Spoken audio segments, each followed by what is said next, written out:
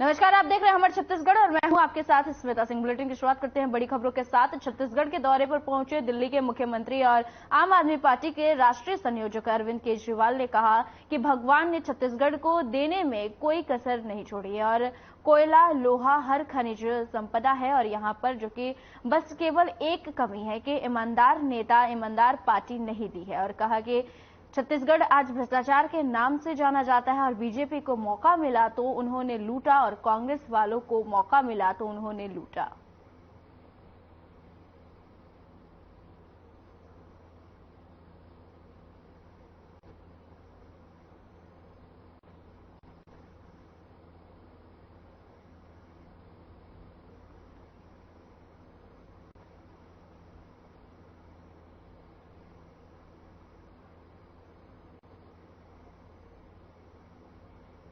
खबर रायपुर से, जहां भूपेश बघेल ने शहीद स्मारक भवन में आयोजित प्रांतीय आर्य महासम्मेलन में हिस्सा लिया और सीएम बघेल ने केंद्र सरकार पर जमकर हमला बोला है। जहां उन्होंने कहा है कि पहले गृह मंत्री, रक्षा मंत्री आए और अब प्रधानमंत्री आने वाले हैं, लेकिन सब लोग झूठ परोसित कर जा रहे हैं। और यूसीसी को लेकर सीएम बघेल ने कहा कि कॉमन सिविल कोड की बात है तो सबसे पहले ड्राफ्ट तो सामने रखे।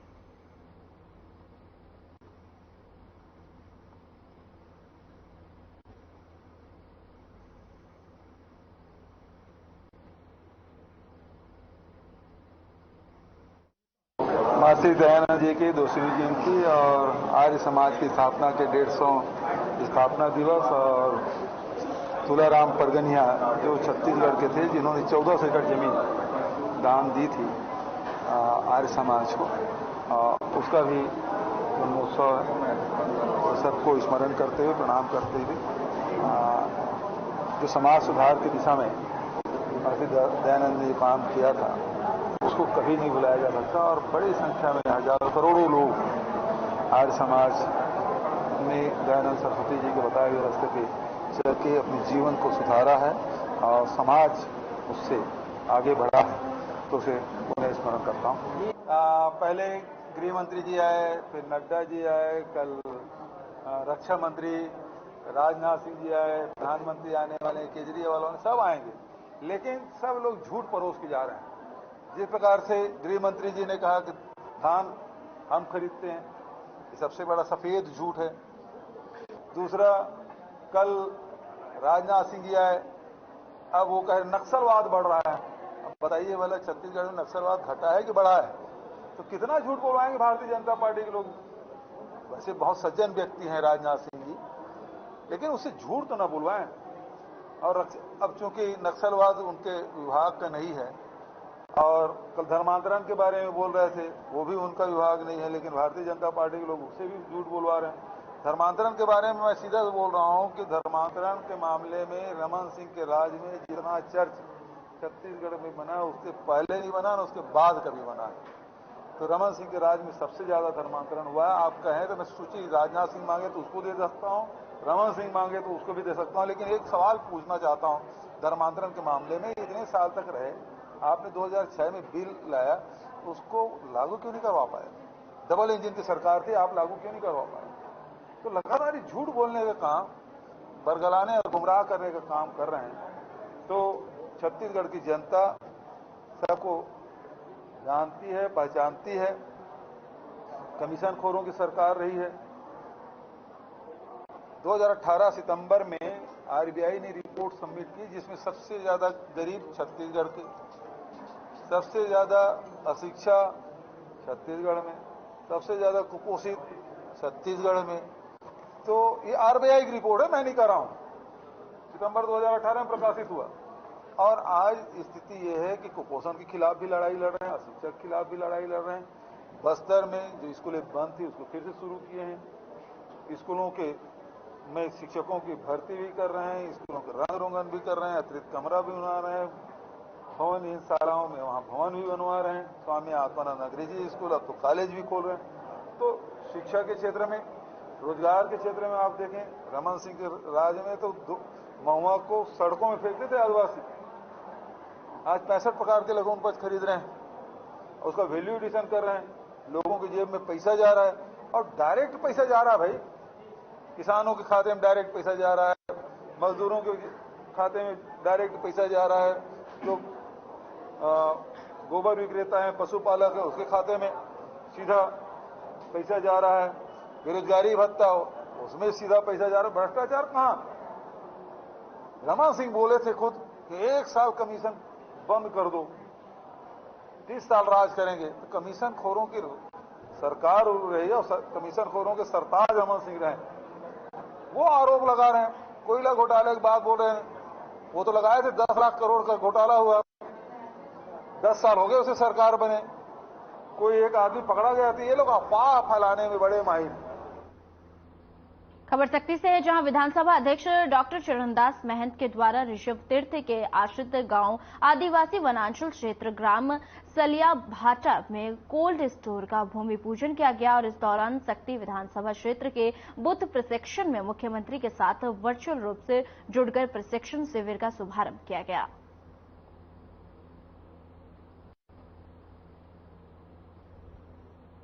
आपको बता दें, खबर सख्ती से है, जो कि कोल्ड स्टोर का भूमि पूजन किया गया और प्रशिक्षण शिविर का भी शुभारंभ किया गया है। आपको बता दें कि सीएम के साथ वर्चुअल रूप से यह शुभारंभ किया गया है।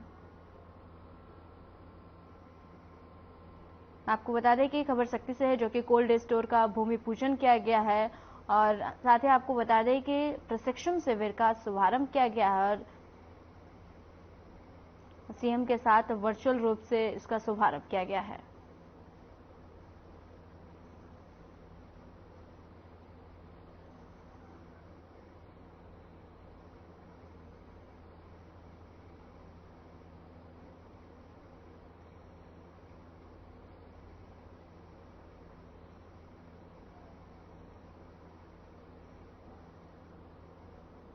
अंतागढ़ विधायक अनूप नाग शनिवार को 68 साल के हो गए और जन्मदिन के अवसर पर सीएम भूपेश बघेल और डिप्टी सीएम टीएस सिंहदेव और प्रदेश कांग्रेस अध्यक्ष मोहन मरकाम समेत प्रदेश के मंत्रियों से लेकर विधायकों ने उन्हें बधाई संदेश भेजे हैं। और वहीं सीएम भूपेश बघेल ने सुबह फोन कर विधायक नाग से बात की है और उनको जन्मदिन की बधाई दी है और विधायक के दामाद चेतन और बेटी दीपश्री ने माता पिता की आरती उतारकर उन्हें जन्मदिन की बधाई दी है और इसके बाद पूरे अंतागढ़ विधानसभा सहित कांकेर जिले के कोने कोने से लोगों के विधायक निवास और विधायक कार्यालय अंतागढ़ में आने का सिलसिला शुरू हो गया और आपको बता दें कि जो कि देर शाम तक ये जारी रहा।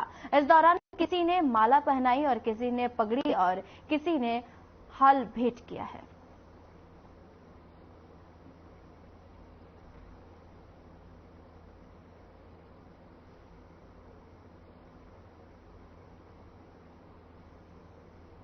आपको बता दें, खबर पंखाजोर से है, जो कि लंबी उम्र की दुआएं मांगी गई है। साथ ही आपको बता दें कि विधायक अनूप नाग का जन्म दिवस था आज। इस मौके पर सीएम समेत सभी लोगों ने बधाई दिया है। सरगुजा संभाग प्रभारी संजय श्रीवास्तव ने छत्तीसगढ़ सरकार की योजनाओं को लेकर तंज कसा है। उन्होंने कहा है कि भूपेश बघेल की सरकार केवल योजनाओं का क्रियान्वयन करते हैं और इसका प्रभाव धरातल में नहीं दिखता है और इस सरकार की रवानगी का समय आ गया है। आपको बता दें कि तब जाकर योजनाओं के माध्यम से भ्रम फैलाने का कार्य कर रही है। और साथ ही उन्होंने यह भी कहा कि शहरी स्वास्थ्य स्लम योजना बात पर कहा कि इसका प्रशिक्षण करने के लिए बाद दवाइयों में भी पता चला है कि काफी ज्यादा भ्रष्टाचार देखने को मिल रहा है और राशन कार्ड में वोट बैंक की राजनीति कांग्रेस सरकार कर रही है। कांग्रेस का कहना है कि लगातार केंद्रीय मंत्री आ रहे हैं और झूठ के ऊपर झूठ परोसे जा रहे हैं, जबकि नक्सलवाद को लेकर कहते हैं तो कभी धर्मांतरण को लेकर कहते हैं। जबकि बीजेपी सरकार थी, जब रमन सिंह की सरकार थी, उस समय सबसे ज्यादा धर्मांतरण हुआ है।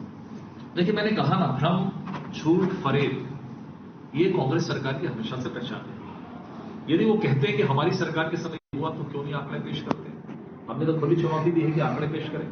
चर्च की बात करते हमने कहा बताइए कि आंकड़े पेश करिए, लेकिन आंकड़े नहीं है इनके पास में। ये केवल लोगों को भ्रम पैदा कराना चाहते हैं। तो मुझे लगता है इनकी घोर असफलता ही इनको बाहर का रास्ता दिखाई करेगी। 5 साल के कार्यकाल के बाद जनता उसको देखती है, उसका परीक्षण करती है, उसको समझ में आता है कि सरकार किस दिशा में जा रही है। क्या नारायणपुर की जो घटना कोई गलत घटना थी या फिर कोई कवर्धा में जो कांड हुआ कि कभी छत्तीसगढ़ में ऐसा नहीं हुआ। संप्रदाय और ये धर्मांतरण का विषय कभी आज तक बीजेपी की सरकार के समय नहीं हुआ। बीरमपुर जैसी घटना जिसने पूरे छत्तीसगढ़ को देश के अंदर में बदनाम किया, उसका भी मैं इसको श्रेय कहूंगा भूपेश बघेल को। छत्तीसगढ़ को बदनाम करने का श्रेय किसी को जाता तो भूपेश बघेल जी को जाता है। कभी आज तक पहले इसके पहले 18 वर्षों में छत्तीसगढ़ में इस तरह की स्थिति निर्मित नहीं हुई जो भूपेश बघेल जी कर रहे हैं। जात पात धर्म के आधार पर लड़वाने का काम, स्थानीय बाहरी लड़वाने का काम यदि कोई कर रहा है तो भूपेश बघेल कर रहा है। जो है मुख्यमंत्री लगातार योजनाओं का क्रियान्वयन कर रहे हैं, किस प्रकार से देखते हैं छत्तीसगढ़ में?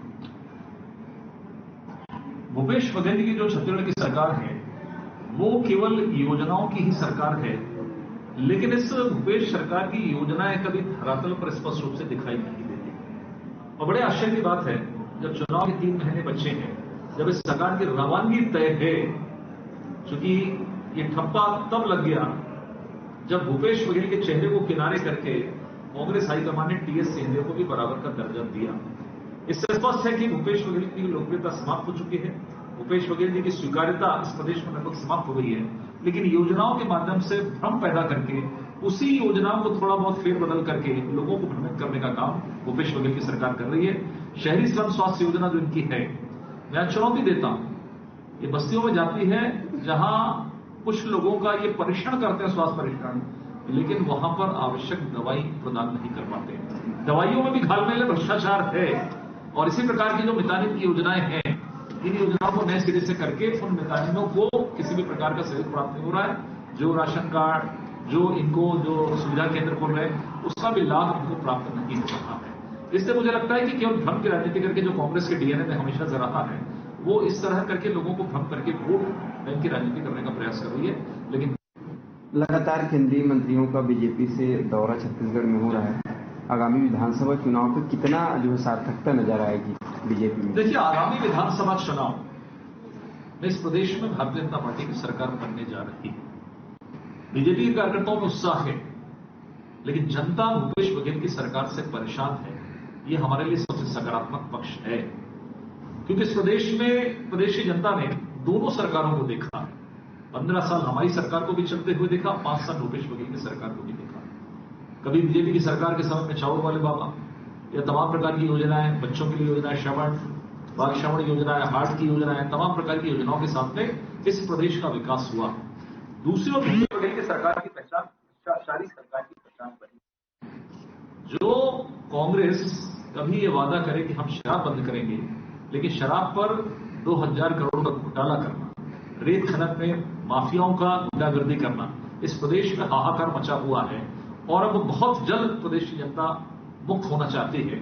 और मुझे लगता है जो केंद्रीय मंत्रियों का दौरा ही अपने आप में स्पष्ट कर रहा है कि जिस तरीके से आम जनता की भीड़ उमड़ रही है, चाहे वो राजनाथ सिंह की, नड्डा जी की या अमित शाह जी की जो सभा है, या आने वाले समय में 7 तारीख को जो माननीय मोदी जी की जो सभा होने वाली है, ये स्पष्ट संकेत है।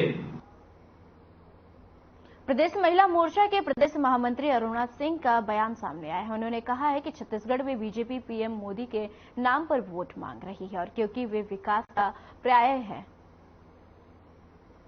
देखिए, 2014 से जब से माननीय नरेंद्र मोदी जी आए हैं, तब से पूरे देश में विकास की धारा बह रही है। जैसे आप रोड को ले लीजिए, आज पूरे देश में रोड की जाल की तरह बिछी हुई है। और केंद्र सरकार की ऐसी कई योजनाएं हैं, जैसे सभी राज्यों में, सभी प्रदेशों में महिलाओं के लिए गैस जिला योजना ले लीजिए, और स्वच्छता के तहत शौचालय योजना ले लीजिए, और खाद्यान्न योजना ले लीजिए। इस योजना के तहत बीजापुर में सीपीआई नेता कमलेश झाड़ी से हमारे सहयोगी सलमान चंद्र ने खास बातचीत की है, और इस मौके पर कमलेश झाड़ी ने कहा है कि ये एक अनुसूचित क्षेत्र है, और ऐसे में शिक्षक भर्ती में स्थानीय युवाओं को ही लेने के लिए सरकार स्पष्ट प्रावधान और नियम बनाए हैं। और क्या कुछ कहा कमलेश झाड़ी ने, आपको सुनाते हैं। क्रांतिकाल की जो 10 सूत्रीय मांग लेके आप लोगों ने धरना प्रदर्शन किया था, रैली के माध्यम करने का, रैली निकालने का जो सोच रखे थे, वो क्या क्या मांगे हैं जो आदिवासियों के हित में हैं, या फिर ये किसी अपने पर्सनल मांगे थे? नहीं, ये पर्सनल मांगे तो हो नहीं सकते। हम लोग राजनीतिक दल, एक भारतीय कम्युनिस्ट पार्टी राजनीतिक दल है, रजिस्टर्ड पार्टी है, बहुत पुराना है, जिसका भागीदारी देश के अंदर देश को आज़ादी के लिए कई पार्टी के लोग शहीद हुए, बहुत क्रांति किए, देश की आज़ादी में योगदान रहा है।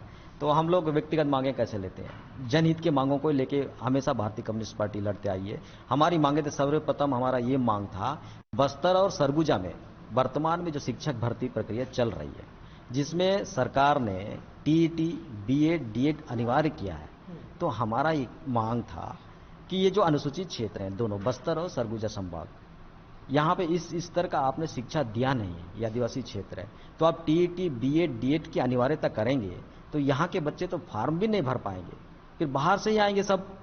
अब गोरना मनकिली या गंगालूर के अंदर क्षेत्र में वह बिलासपुर या फिर भिलाई का टीचर आएगा, वो भरेगा, लगेगा, तो 6 महीने के अंदर फिर डोनेशन देके वो अपने स्थान चले जाएगा, फिर पद रिक्त हो जाएगा, बेरोजगारी जस की तस बनी रहेगी। इसलिए हम लोगों ने ये कहा पहला मांग में कि टीईटी, बीएड, डीएड की अनिवार्यता खत्म करें और पूर्वी की तरह संभागीय स्तर पे, जिला स्तर पे और पंचायत स्तर पे भर्ती प्रक्रिया चालू करें, जिससे स्थानीय बेरोजगारी की समस्या खत्म हो जाए।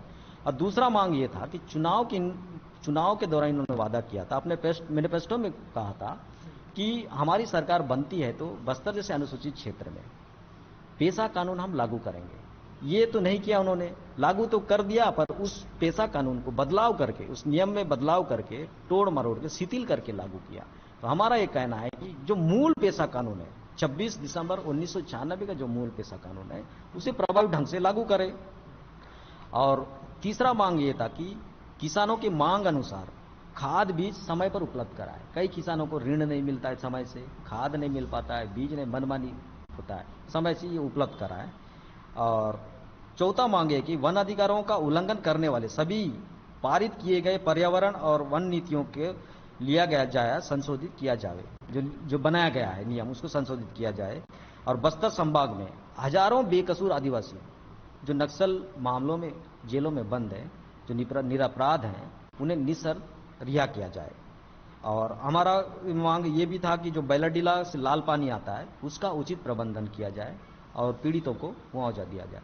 साथ ही हमारा मांग ये भी था कि सुकमा जिला व बीजापुर जिले के सरहद में जो विगत 2 साल पहले सिलगेर में जो गोलीकांड हुआ था, बेकसूर ग्रामीण आदिवासी मारे गए थे, उसका जांच रिपोर्ट सार्वजनिक किया जाए और पीड़ितों को उचित मुआवजा दें और परिवार को नौकरी दें। ऐसे तब कई मुद्दे, 10 मुद्दों को लेकर हम लोगों को कल महामहिम राज्यपाल महोदय और मुख्यमंत्री महोदय के नाम ज्ञापन सौंपना था, पर ये जिला प्रशासन ने सरकार के इशारे पे, यहाँ के विधायक के इशारे पे हमको वहां पे जाने नहीं दिया, पहुंचने नहीं दिया, और धरना स्थल पर ही आकर के हमारा ज्ञापन लिया गया।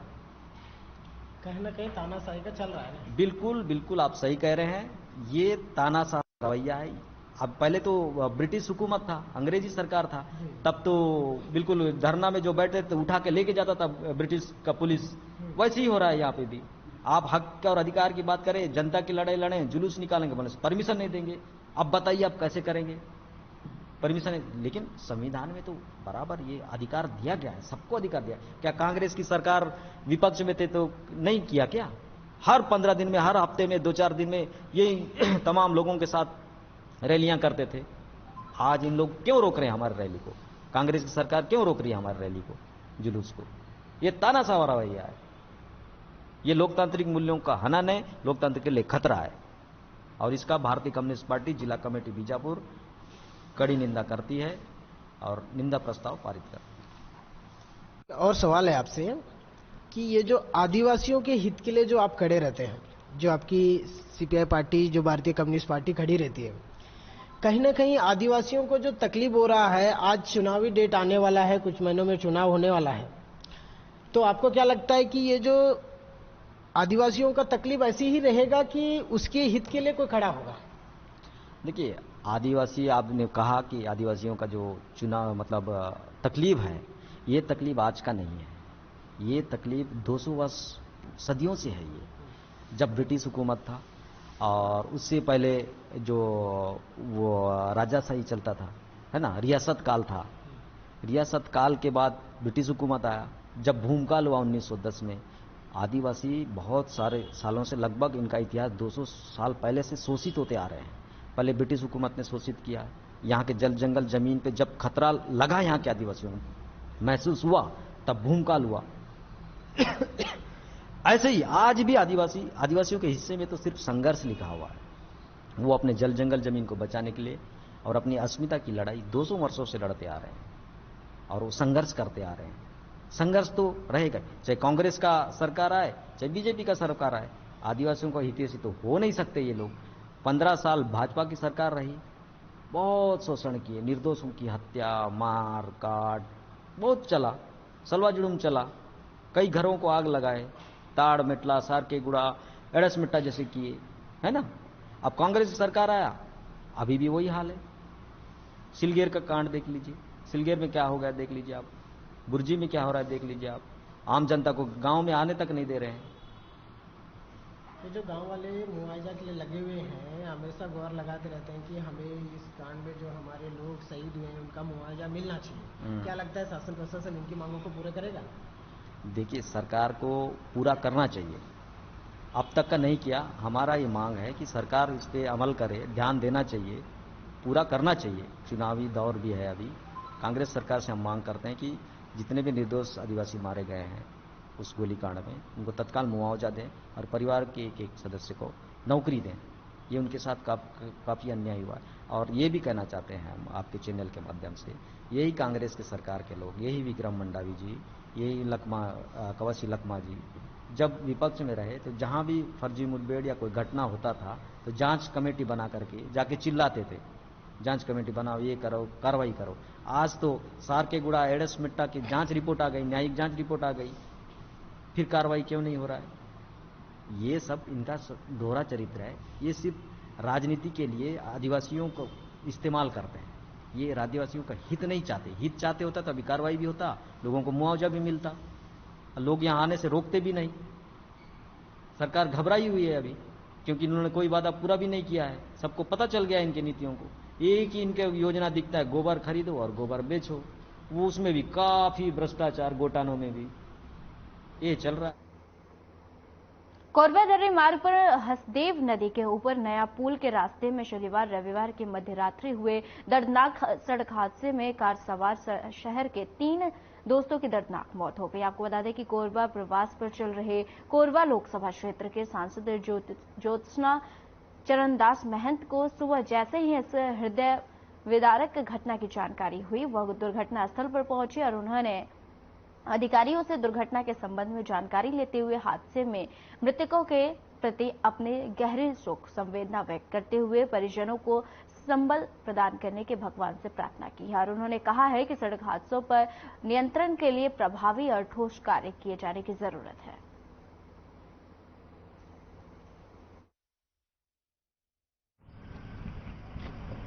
मैं कल रात की जो दुर्घटना हुई है और उसमें हमारे 3 जवान बच्चे की मौत हुई है, वो इस घटना स्थल पे आके मैंने देखा। बड़ी दर्दनाक स्थिति में ये सब हुआ और मैं उनके परिवार वालों के संवेदना प्रकट करती हूँ। बहुत दुख हो रहा है कि 3 जवान बेटे उस परिवार के गए होंगे, उस परिवार पर क्या बीती होगी।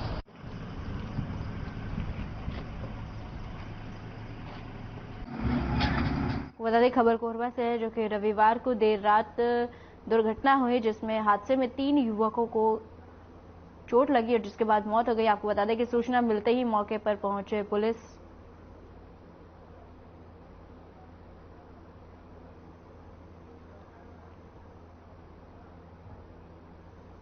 भारतीय किसान कांग्रेस के उपाध्यक्ष ने टीएस सिंहदेव को प्रदेश का उप मुख्यमंत्री बनाए जाने पर बीजेपी की ओर से किए जा रही आलोचना पर प्रतिक्रिया दी है और उन्होंने कहा है कि इस बार फिर से विधानसभा चुनाव में जय वीरों के जोड़ी की जीत होगी।